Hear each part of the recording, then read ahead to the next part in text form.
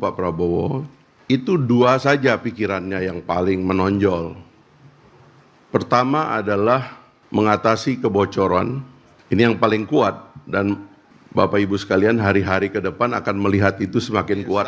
Jangan lupa ini sekarang Pak Prabowo bikin Kementerian Desa khusus, ada Kementerian Koperasi, Pak. Sebelum koperasi ada Kementerian Desa, ada Kementerian Transmigrasi, Pak. Khusus juga dibikin. Koperasi dipisah dengan UKM sebagai pelaku. Jadi niatnya adalah mau mengaktifkan aktor-aktor ekonomi lokal sebagai satu gerakan perekonomian yang masif sehingga yang sejahtera dari investasi pemerintah di sektor ini lebih masif. Assalamualaikum warahmatullahi wabarakatuh. Salam sejahtera bagi kita semua. Pertama-tama terima kasih karena saya ingin menggunakan forum ini untuk sedikit merekonstruksi cara berpikir dari pemerintahan baru terkait perumahan. Karena saya lihat ada banyak simpang siur yang mungkin perlu kita diskusikan secara lebih baik, mumpung pemerintahannya masih baru 50 hari sekarang ini, 51 hari. Sebelum saya mulai mungkin tolong Pak Masuri bukunya saya pengen dibawa ke depannya. Yang biru satu aja, yang itu. Ini buku saya kasih ke Kata Data, bukunya Pak Prabowo. Taruh di situ.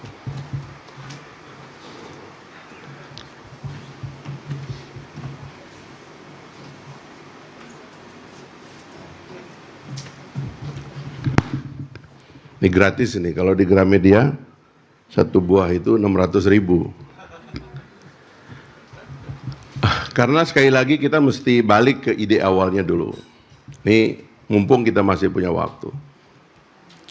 Di dalam dua buku yang pertama yang putih itu ditulis oleh Pak Prabowo cukup lama,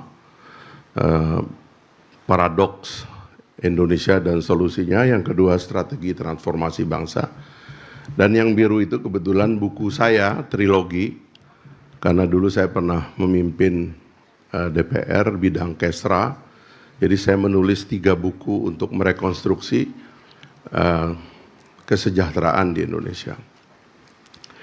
Nah, kira-kira janji kampanye Pak Prabowo itu datang dari buku ini. Dan yang paling kuat, kalau kita baca semua buku Pak Prabowo, itu dua saja pikirannya yang paling menonjol. Pertama adalah mengatasi kebocoran.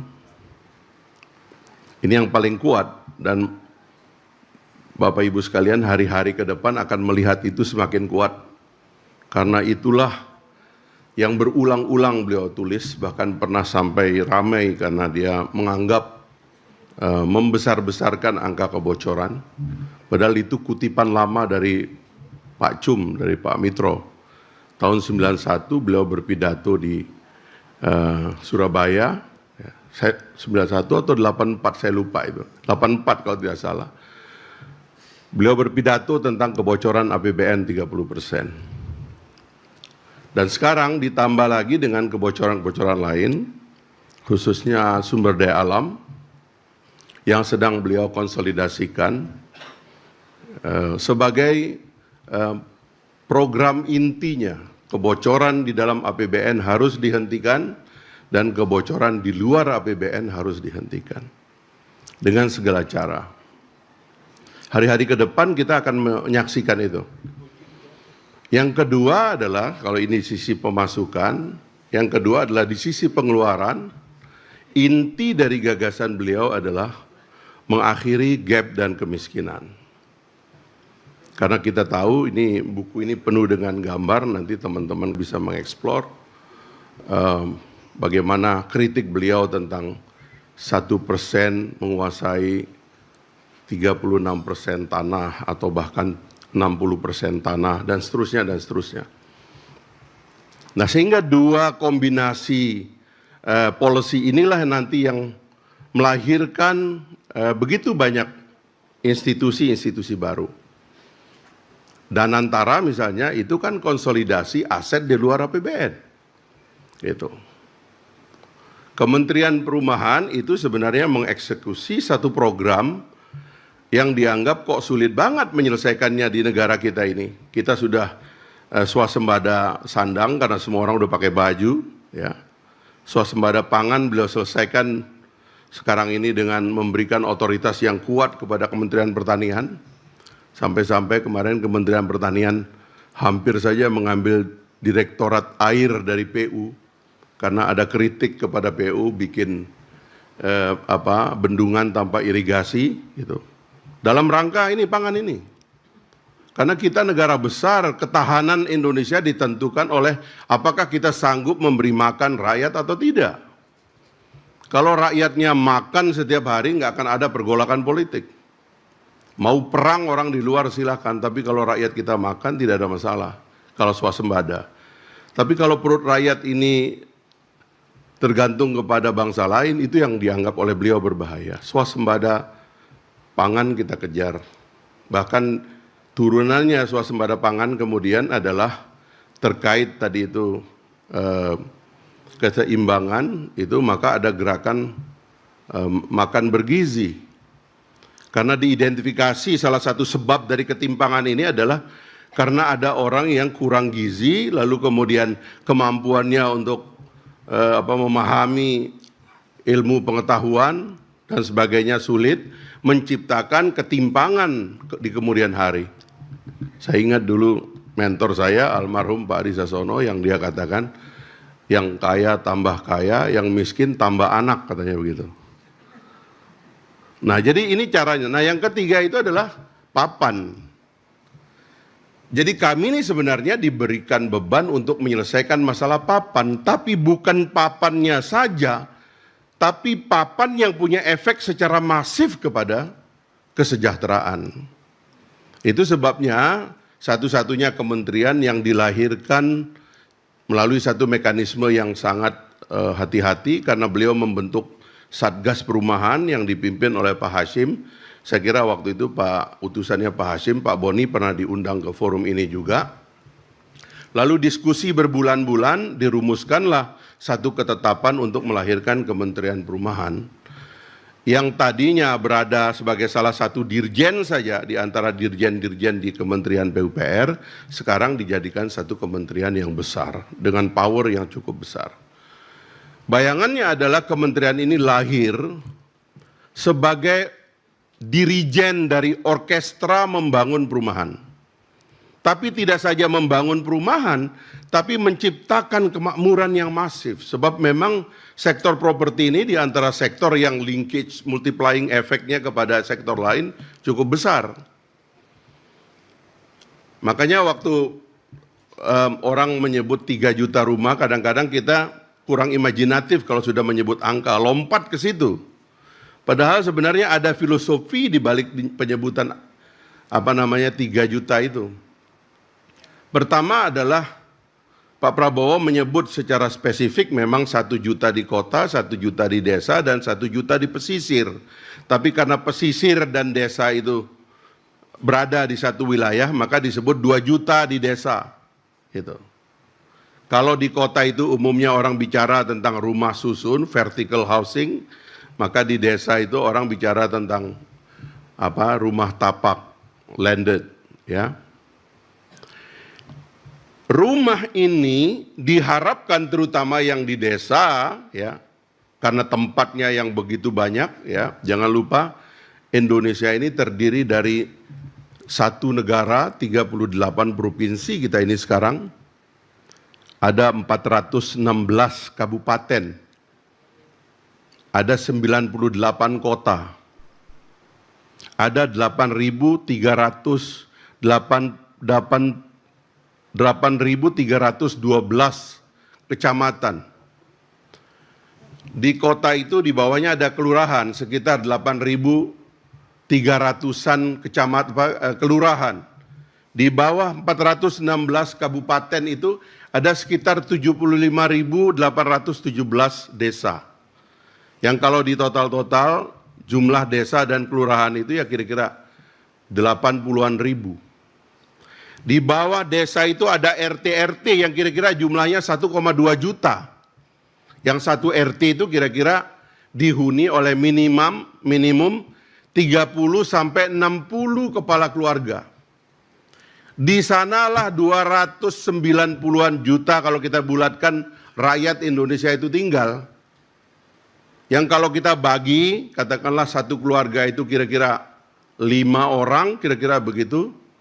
Kita menghitung kira-kira 60 sampai 70 juta kepala keluarga atau rumah tangga di seluruh Indonesia.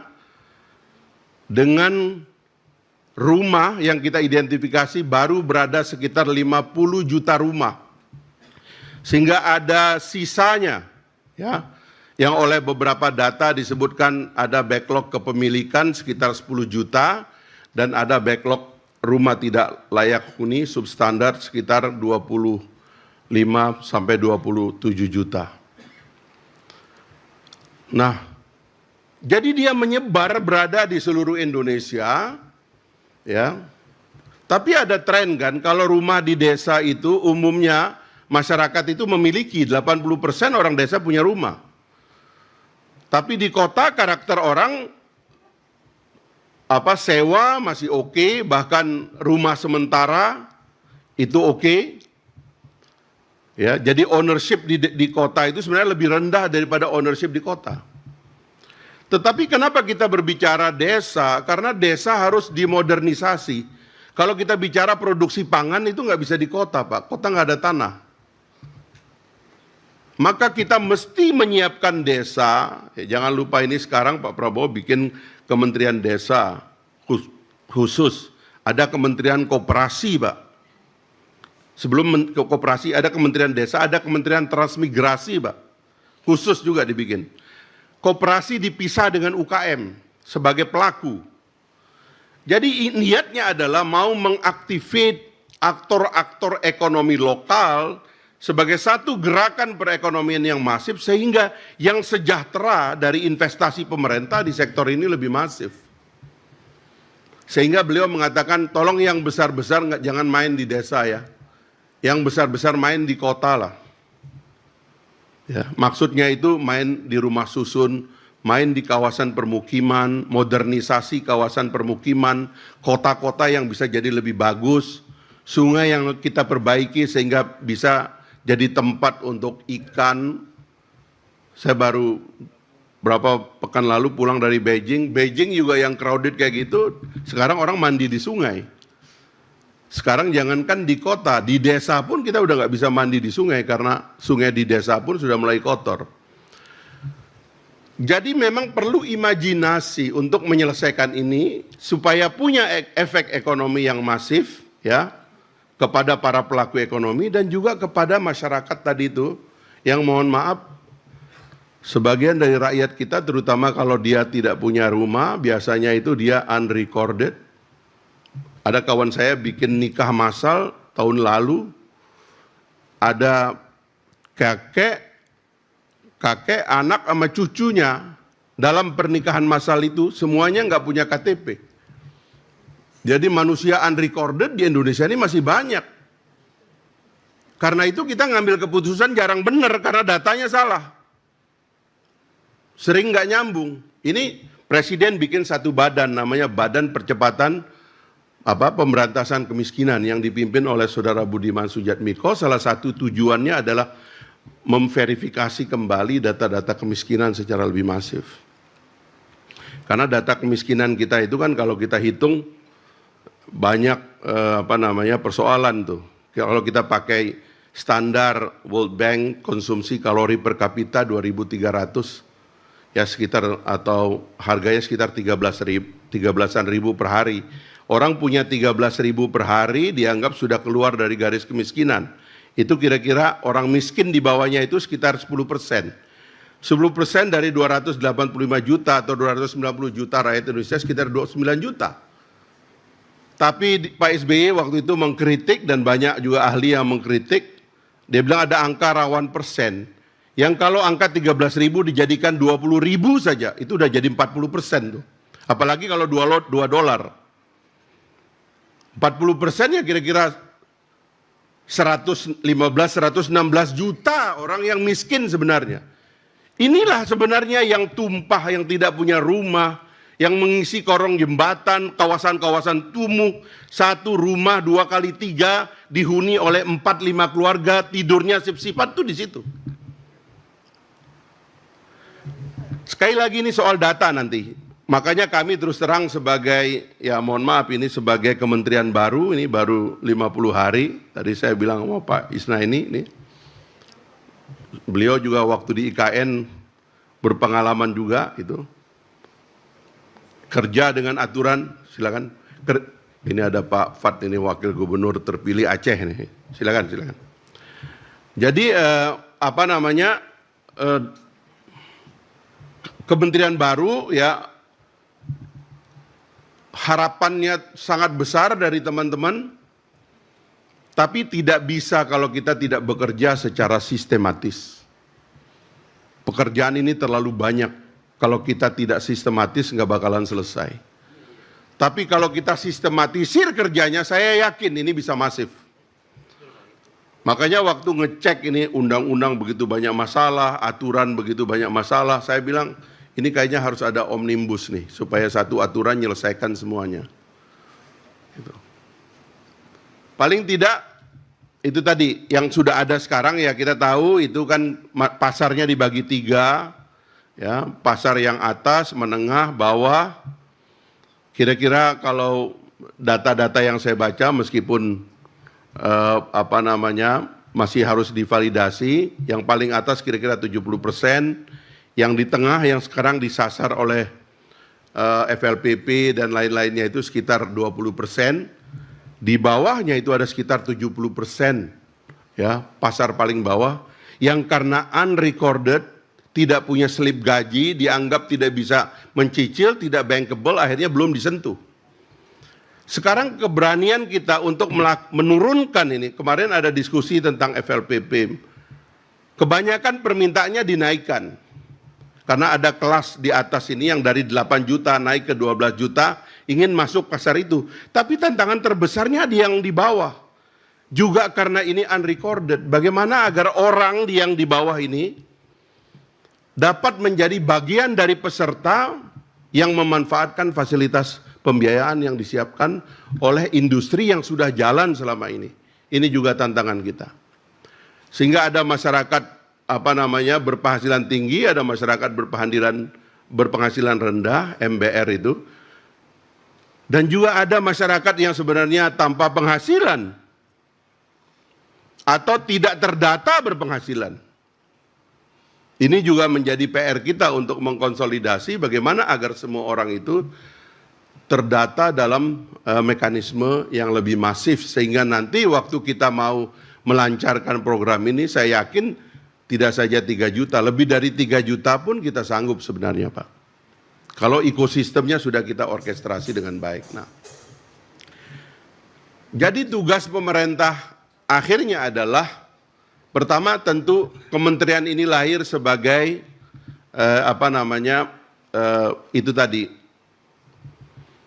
dirijen atau yang berada di tengah, atau fasilitator atau mediator dari yang ada di tengah. Yang selama ini keluhannya terutama 10 tahun ini, karena Kementerian PU sangat heavy kepada proyek infrastruktur besar, akhirnya perumahan dianggap kurang punya induk semang begitu. Maka kami berada di tengah sekarang untuk mendengarkan dan memfasilitasi gagasan untuk kemudian kita turunkan di dalam regulasi yang solid. Lalu regulasi itu mengakibatkan munculnya institusi di mana semua pihak berhubungan. Perpres terbaru yang diberikan oleh Presiden kepada kami nanti ada Direktorat Permukiman, ya. Bayangan kami ini letaknya di provinsi nanti sebagai mitra kerjanya. Kemudian ada Direktorat Pembangunan Perumahan Perdesaan yang bayangan kami tadi dengan Bupati yang menghandle 419 kabupaten itu. Lalu kemudian yang perkotaan itu nanti ini dealnya dengan para wali kota ya, sudah masuk ke isu housingnya. Nanti kalau permukimannya itu di provinsi, lalu ada direktorat satu lagi yang memperkuat pengawasan karena ini adalah kementerian baru, ya, ini tugasnya. Pertama kita menyelesaikan soal tanah, ya, soal database tanah, soal ketersediaan tanah. Sebab ongkos pembangunan rumah karena tanah ini sangat tinggi. Terus terang angka-angka yang disebut di dalam buku Pak Prabowo ini juga harus kita cermati bahwa telah terjadi penguasaan tanah yang terlalu sentralistik oleh segelintir orang. Itu harus mulai kita selesaikan supaya tanah-tanah itu mulai turun harganya. Kami mengidentifikasi banyak perusahaan properti berdiri bukan untuk menjadi developer, tapi untuk menjadi spekulan tanah. Ini juga kita harus kritik diri kita sendiri. Kami udah bicara dengan Bank Tanah, dengan ATR, nanti ATR yang akan menjadi memegang kendali karena kewenangan ada di sana. Yang kedua soal perizinan, Pak, kita sederhanakan. Ini yang tadi saya bilang perlu omnibus supaya jangan kita izin di mana-mana, ya, macam-macam perizinannya, tapi kita bikin lebih simpel nanti. Direktorat kami akan menyelesaikan itu. Dan yang terakhir adalah tentu tentang pembiayaan. Skemanya sedang kita bicarakan dengan Kementerian Keuangan secara detail. Dan bahkan karena kami mendapat banyak peminat dari luar negeri yang cukup meyakinkan begitu, ya. Kami baru keliling dari negara-negara Arab, ya, Qatar komit sekali karena QNB sudah ada di sini, mereka mau kasih yang bunga rendah. Kemudian Emirat karena mereka membantu melahirkan INA, lalu mereka juga berharap dengan INA nanti kita bekerja untuk membangun perumahan, dan beberapa negara lain yang juga berminat kepada kami. Nah, itu yang ketiga, yaitu adalah skema pembiayaan. Soal penghuniannya dan nanti pengelolaannya, saya kira memang itu ada isu lain yang ada kaitannya dengan pemerintahan daerah dan sebagainya. Bapak Ibu sekalian, sebenarnya masih banyak yang ingin saya sampaikan, tapi sebagai pengantar itu dulu, nanti kita bisa diskusikan lebih detail. Kami sekarang bekerja dengan anggaran lama, belum ada anggaran baru. Per 1 Januari nanti kami sudah mudah-mudahan lengkap institusinya sehingga bisa bekerja dengan institusi yang baru.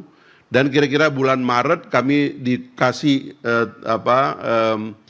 waktu untuk melakukan perubahan APBNP sehingga ide-ide baru dalam pengelolaan kementerian ini akan kami sempurnakan pada APBNP 2025. Itu saja, terima kasih. Assalamualaikum warahmatullahi wabarakatuh.